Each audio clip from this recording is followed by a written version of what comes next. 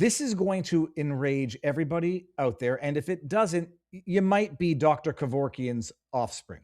I've been talking about it for a while, what we refer to colloquially as MAIDs. It's the euphemism for the Nazi practice of mercy killings. Medical assistance in dying up in Canada is now top 5 leading causes of death. The government injecting people and killing them under the pretext of medical assistance in dying for what started off as, incurable illnesses, insufferable pain with no prospect of healing. And the Supreme Court, it's 2017, give or take, basically came down with a ruling that said it's a constitutional right to be able to end your life. And so the government has to offer that to you. And at the time, the Liberal government wanted to introduce medical assistance in dying, euthanasia, mercy killing, murder at this point, for the mentally ill. And there was some sufficient pushback about that. So they sunsetted, they put in a restriction that was going to sunset in 2025. And I think they've pushed it back a little bit because of the political pushback. And in the interim, you've heard horror stories of veterans calling up Veterans Affairs to deal with their PTSD, getting offered death, euthanasia, medical assistance in dying, state-sanctioned murder. And Kayla Pollock. She's the woman who was rendered a quadriplegic because of a booster shot, a Moderna booster after 2 Pfizer shots.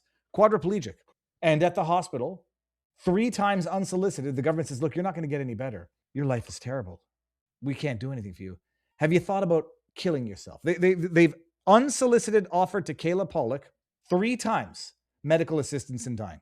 A story is now coming out of Canada of an individual, healthy, 26-year-old young man, murdered by the state. And once upon a time, I put out a tweet and I said, when the number had gotten to like 13,000 Canadians put to death through medical assistance in dying. And I said, put out a tweet and I said, Justin Trudeau murdered 13,000 people last year through medical assistance in dying, something along those lines. Then they get a call from the Bar Society of Quebec saying, Maître Freiheit, quelqu'un, on a reçu un appel anonyme. We got an anonymous call that we don't like that. Someone didn't like that tweet. And, that tweet's borderline unethical. And I said, that tweet is accurate. The tweet's accurate, right? And the individual said to me, well, Justin Trudeau didn't murder them. I was like, oh, so you didn't understand the hyperbole. Would you like me to retweet that Justin Trudeau didn't physically with his own hand kill each and every one of these people? And the person said, yeah, that would help. I got permission to say all this. I said, I'm gonna tell this at the same time. And so then I put out a tweet. I said, yeah, clarification, subsequent to an anonymous ethics complaint to the Bar Society of Quebec, where I haven't practiced in 2 years because I've been living in Florida, I should clarify that Justin Trudeau did not physically with his own hand kill 13,000 people. If he were to have done that at 1 hour a person, that would have taken more than a year. When you kill a healthy person, it's murder. And I'll call it what it is, and people need to understand this is where we're at. This is not where we're going. And I had to independently verify it myself because it was referencing a Facebook post by the kid's mother. It's, unless there's a massive, massive mistake in the factual record here, the story is true. The individual was healthy, but suffered from mental illness and depression. He had been previously rejected to take his own life. The government had previously been refused the luxury of murdering a healthy citizen. And then he applied a second time. And I guess despite his mother's protest, they killed him. Oh, medical assistance. Viva, why do you call it murder?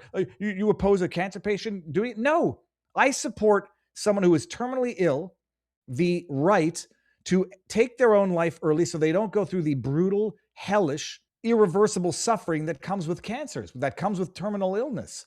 My father-in-law passed away from cancer. It was, I say that the blessing was it was only a year. And the bigger blessing is he only spent 2 days in hospital by the time he was admitted.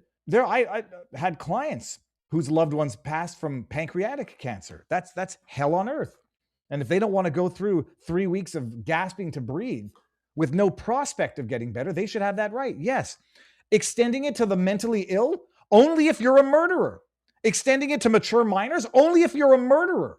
Healthy 26-year-old man killed by MAID for mental illness. It's coming from the Western Standard. They do good work. Leah Mouchette. And it was also written up by Drea Humphrey from Rebel News. It's been all over the place. Calgary, a 26-year-old Ontario man has been euthanized by medical assistants and dying maids. He was murdered by the government, despite his doctor describing him as a young and healthy. Kiano Vafaeian died from MAID, was murdered on December 30, something his mother, Margaret Marcilla, announced on a Facebook post on Tuesday, stating the doctor who approved his euthanasia found a loophole to kill her son. Vafaeian received MAID in Vancouver by a new household name in MAID, Dr. Ellen Weber, referred to as Dr. Death number 2. I think she's killed 1,000 people now, if I'm not mistaken. Someone can check that, and I'm going to double check it myself. I think she's proudly boasted now. I don't know if it's in this article, having killed 1,000 people. Like these are people who are literally in love with death, and I can see how they rationalize it to themselves. Oh, they're not maximizing death; they're minimizing suffering. They're actually doing this act of graciousness to someone who is in such suffering that them, by murdering the individual, actually minimizes their suffering and maximizes their non-suffering. So therefore, by the consequentialist equation of all of this, they're doing good by murdering. Weeby, a member of the Clinicians Advisory Council, CAC, for dying with dignity, has a long history with MAID, and she is one of the leading clinicians contributing to its administration. Reported in 2023 by Right to Life UK, Weeby had administered MAID to over 400 patients, and in a video obtained by the New Atlantis, Weeb told listeners, it's one of the most rewarding work we've ever done. Listen to this. Vafaeian had previously tried to apply for MAID in 2022 for diabetes and visual impairment. I'm sorry. In a civilized society, especially one with universal health care, you treat these conditions. You don't kill the person behind these conditions. But as we're going to see, there might be some ulterior motive of reducing expenses on the system and, maybe harvesting whatever healthy organs a 26-year-old kid has left in his body after the state murders him. 4 years ago here in Ontario, we were able to stop his euthanasia and get him some help. He was alive because people stepped in when he was vulnerable and not capable of making final irreversible decision, wrote Marcilla in the Facebook post. Back in early 2022, she found out her son had first been scheduled to euthanize himself. According to the Free Press, Vafaeian was 23 years old at the time, had diabetes, had lost vision in one eye. He had no job, girlfriend, or plan for the future. Marcilla then learned Vafaeian had applied for MAID for late July, scheduling his death for September 22nd. Vafaeian's doctor for MAID was Joshua Tepper, the executive director of MAID House. This is a horror movie. Located in Toronto. Tepper had written to Vafaeian by email to confirm his scheduled euthanasia. Hi, I am scheduled to die. The rise of Canada's assisted suicide program, confirming the following timing. Please arrive at 8:30. Can you believe this? This is dystopian hell on earth. Whoopsie doodle. I'll have to take that in a second. I will ask for the nurse at 8:45 and we'll start the procedure around 9. Procedure will be completed a few minutes after it starts. When Marcilla found out about the scheduled appointment by asking her daughter to access Vafaeian's email, Marcilla added Vafaeian had a rough time in his life. During his childhood, he'd gotten divorced. Let's go down here. Soon after, let me see, just do this. He wasn't up for college, smoked a lot of weed. According to Marcilla, he was unhappy and once went blind in his eye in April 2022. That was his tipping point. He then posted about her son a day after finding out about his scheduled euthanasia. Can you effing believe it? The doctor literally has given him a gun to kill himself, she wrote. Let's go down here. 5 days later, Tepper texted her again saying he would not go with killing her son and wanted nothing else to do with Vafaeian. However, Vafaeian was still euthanized at the end of 2025 due to mental illness. As Marcilla wrote, this approval occurred despite euthanasia for mental illness being banned until 2027. Somehow, Dr. Death number 2 found a loophole in the system, one that now demands to be exposed so that no other parent has to endure this.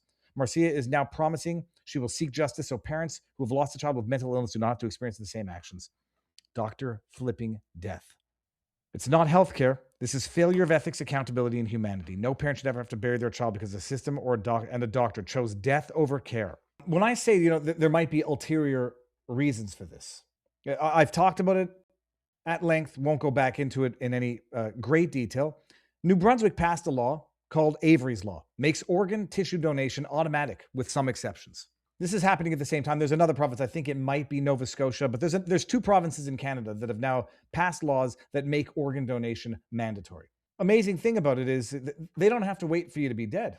Pre-death approval by coroner. This is from the actual law. The chief coroner may allow the removal of organs or tissue after the death of a person, notwithstanding that death has not yet occurred, if, in the opinion of the physician, the death of the person is imminent by reason of injury or disease. They don't have to wait for death if, in the opinion, the death of the person is imminent by reason of injury or disease, or by they just want to kill themselves. And you think we're exaggerating? We're not. Again, these are things that I've talked about at length, but cover them just right now. Ontario, man, this is back in 2024, granted euthanasia for controversial post-COVID-19 vaccine syndrome. So they force you to take a jab that causes damage and injury that they deny it'll cause, deny you vaccine injury through the support program, as they're doing to Sean Hartman, whose son died from the jab 33 days after taking it. They injure you with that crap. They tell you, we're not going to compensate you. We've got a pretty shitty healthcare system here, and we'll kill you. Not terminal, just the man had injury from vaccine. There was another one, which is, as far as I'm concerned, among the worst. Woman with chemical sensitivities chose medically assisted death after failed bid to get better housing. This is in 2022. She had a multiple chemical sensitivity. It's also known as an allergy. She couldn't get an adequate lodging, government-funded housing. And so they killed her. Cheaper to kill than to treat. And it's going to be even profitable to kill as opposed to treating, and then harvest those delicious organs. It's government murder. And there's a financial incentive for it now. And as the guy who worked with Buffett said, show me the incentive and I will show you the outcome. A CBC article from back in the day. Don't worry about medical assistance in dying. Not only will it not cost us extra money, it might actually save us money. No shit, Sherlock. There's always been the old proverb of law. It's cheaper to kill than it is to injure. You injure someone, you got to compensate them for the rest of their life. You kill them, at least in Quebec and to some extent Canada, you pay a lump sum for all their damages, and it's as of the date of the death. Cheaper to kill than to treat. Steal their organs after you kill them. They don't have to be dead before you do it. And if you get a vulnerable person who doesn't have any advocate in the hospital, well, the coroner could say, yeah, they're close enough to death. I've determined they're close enough to death. Trust me, bro. It's murder. Period. Full stop. And Canada has become an absolute hellhole. And there are people justifying this and defending this and saying that I'm exaggerating. I'm not. It's getting worse than you could have possibly ever imagined in your wildest nightmares.